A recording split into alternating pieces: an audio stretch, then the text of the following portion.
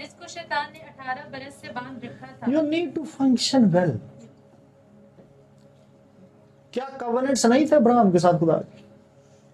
Why she is suffering? Jesus is actually saying she is suffering. Still the father had covenants.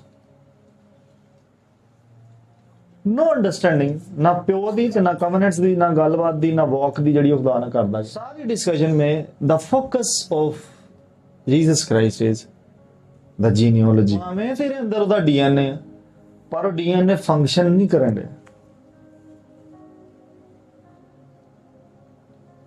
So you can be the part of Holy Spirit Embassy Ministry, still Holy Spirit Embassy Ministry ताड़े जो function ना करे। You can be the part of Renard Bonke Ministry, Benny Hinn Ministry, still तुसी एक dead believer दे तौर पे ज़मीन ते होवो। It's not कि वो जड़ा जिधे तुसी DNA चे जे वो dead है, it's you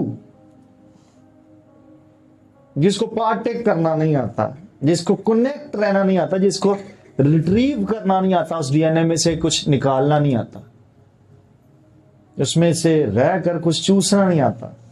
यीशु ने उससे कहा, आज इस घर में निजात आई है। ओके, इसलिए कि ये भी अब्राहम का बेटा है। No, फिर Jesus is actually targeting this area. क्या पता की कह रहा है बोला यीशु?